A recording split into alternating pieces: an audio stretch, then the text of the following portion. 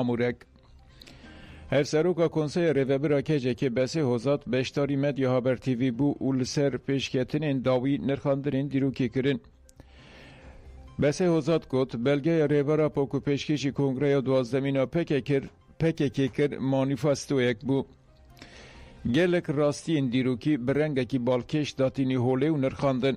جالی دیروکا ژنو، جالی دیروکا گل کرد و جالی دیروکا مروایی و راستین دیروکی پیشخستن راخستن برچاوان. بگومان لسر وی که گلک نقاشین برفره هاتن کرن. آلیه کی جوان نرخاندنان به نیتک خرابتین کرن. ام نرخاندنین رشکرن مخاطب ناگرن جبر کو او نرخاندن چکرنینن. نریدن ریورا پو ده مانیفستوی شهرستانی دموکراتیک ده ده پارزنامه G5 برگان ده ریورا پو لسر البتی جی لسر دیروکا کردان لسر مارکسیزم لسر دیروکا جنه نرخاندن هنه. ریورا پو به مانیفستوی ره ام نرخاندن هین کورتر کریه و دیالکتیکا دیروکی ده نرخینه. شیوه بکارانینا دیالکتیکه نه ماتریالیست که هشکه نه متافیزیکه لگوری روشایی رو پیش روشانه. از جینها هم به ناسنامه جنه هم به ناسنامه کرد به ناسنامه سوسیالیست به ناسنامه خویا علوی دو آقف موده بیشم نیرین و تثبیت نوین ریورا پو دبه سدما هشاندنه که جبرکو اورین کلاسیکو ازبر ردکه. اگر گوهرتن چینه به پیشکتن جی چینه به امجی سالانه وان پیواجویان گوهرین و امجی سالانه وان پیواجوین گوهرین او و گوهرنه دشین.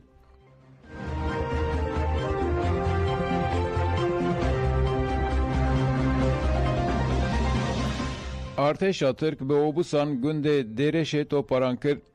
ارتشا ترک آداگر کرد دوه بره ایواره گنده دیرشه آمدیه به اوبوسان هدف کرد.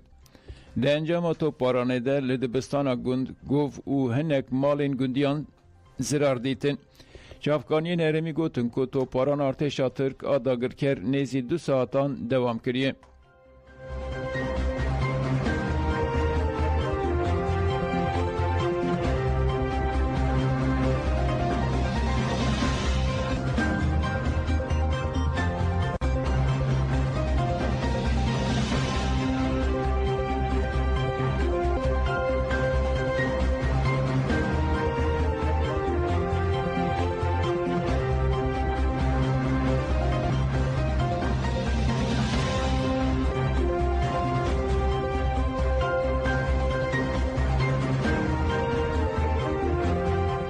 Tülay hatım oğulları deve deryen İmraliye jaşti rebin vekirin. Hevseruka giştiya Dem Parti Tülay hatım oğulları de civina koma partiya xweda Akıfı erişen li Suriye yalı dijî derê şermezar kir û got em li dijî şerê İsrail İranê ne her du alî sivîlan dikin armanc. Ji herkûjiya tevahiya rewşayên neyînî siyaseta wekev a mafan edalet û azadiyê diparêzine. Tişta ku wê me rizgar bike modela netewaya demokratîke. Ev model wê rojilata navîn û hemû cîhanê rizgar bike. Tülay hatım oğulları barkişan ser pêvajoya Tirkiye û got çareseriya pirsa Kurd giring e divê li demê neyê belav kirin. Aştiya li Tirkiye wê dikaribe agirê li herêmê jî vemirîne. Hişyariya Birêz Bahçelî ku dibêje bila pêvajo bilez û baldarî bimeşe pir giring e. Divê dewlet û desthilatarî fikarên civakê bibîne. Li Turgutlu xwendekarekî dibistanê Amedeyî ji ber duruşmeya jin jiyan azadî hate girtin. Bu yerên bi vî rengî civakê dike nava fikaran. Eger behsa aştiyê dikin divê ev kiryar çênebin. Daxwazeke bi Rêz Öcalan me û her kesî heye. Ev jî avakirina komîsyona li meclisê ye. Divê ev komîsyon demildest were avakirin. Tülay hatım oğulları got ji bo diyalogeke domdar ya bi Rêz Öcalan re giring e divê deryê İmraliyê werin vekirin. Di rojên pêşte şandeyeke qelebalix wê ji Ewropa bi daxwaza hevdîtina bi rêber Apo re were Tirkiye. Dubare dibêjim divê deryên İmraliyê werin vekirin û bihêlin ku bi Rêz Öcalan bi rewşenbîr, hukuknas, akademisyen û siyasetmedarên li welêt û derveyê welêt re hevdîtina bike. Heke deryên İmraliyê vebin wê derfetên aştiyê biafire.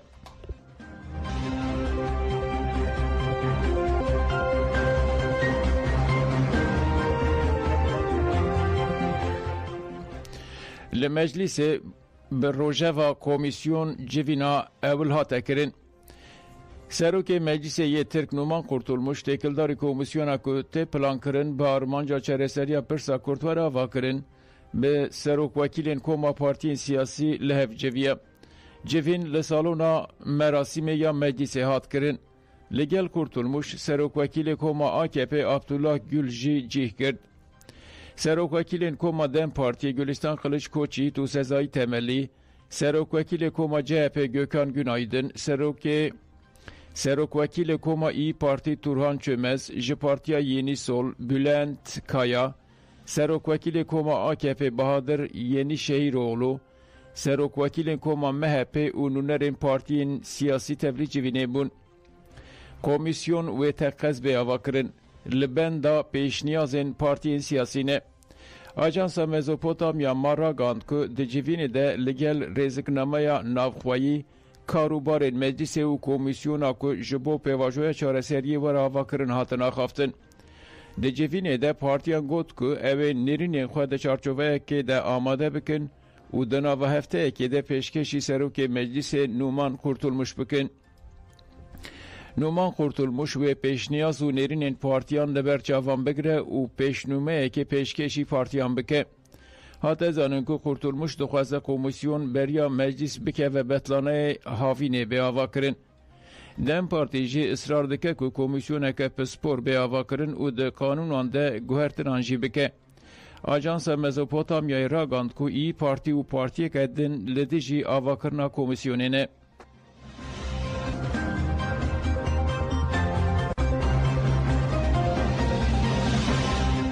Erdoğan, em pêvajoyê weke polîtîkaya dewletê dimeşînin. Serokkomarê Tirkiye Recep Tayyip Erdoğan diyar kir ku ev pêvajoya têkildarî çareseriya meseleya Kurd weke polîtîkayeke dewletê dimeşînin û bi biryarin ku bigînin serketinê. Erdoğan beriya ku ji bo tevlîbûna lûtkeya NATOyê biçe Hollanda bajarê Laheyê ji rojnamevan re axivî. Erdoğan têkildarî pêvajoya ku 27 Sibatê bi banga rêvara Pohatê dest pê kirin axivî û got weke polîtîkayeke dewletê em bi biryarin ku vê pêvajoyê bigînin serketinê.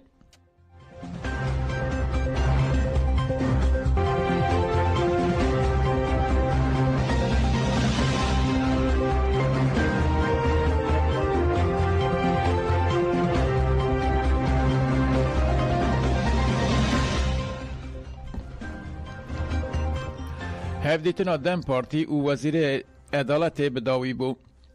Doh alîkarê Serokê Koma Partiyê Gülistan Kılıçkoçî, Sezai Temelî û berdevkê Komisyona Hukukê Öztürk Türkdoğan li Wezareta Edaletê bi Wezîr Yılmaz Tunç re hevdîtin kirin.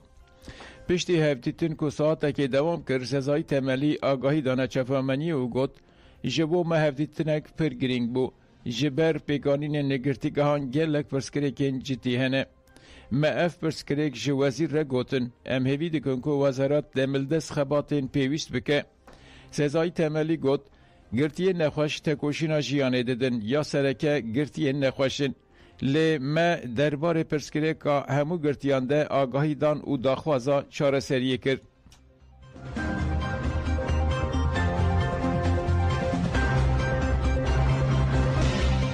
Li pakrevangeha Kobanê û Berxbotanê şehîdên komkujiyê hatin bîranîn. Şeniyên kantona Firatê û malbatên şehîdan, şehîdên komkujiya Kobanê li pakrevangeha şehîd ya li bajarê Kobanê û şehîdên gundê Berxbotanê li pakrevangeha gund bibîranîn. Piştî rêzgirtinê endamên Meclisa Leşkerî ya Kobanê Muhammed Oso Axifê û got gelê Kobanê her tim di nava tekoşînê de ye. Bi taybetî di dema êrişa çeteyên Daişê de tekoşîneke dîrokî kirin û cîhan matbayî hiştin. Muhammed Oso diyar kir ku ew her tim li ber xwe didin û ew ê xewn û xeyalên şehîdên xwe bi serketinê tacîdar bikin. Piştî axaftinê mum li ser gorên şehîdan hatin pêxistin.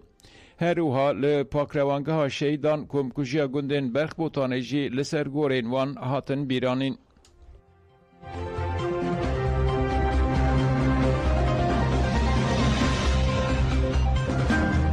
Çil Filîstîniyên din ku li Xezayê li benda alîkariyê bûn hatin kuştin.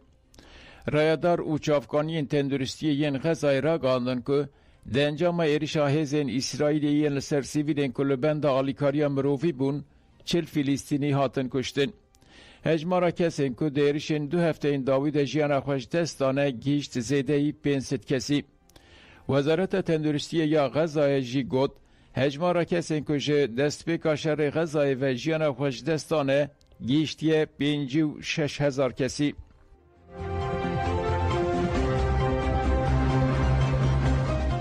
Ku darên hêjan û çeyên me bi dawî bûn, dem baş.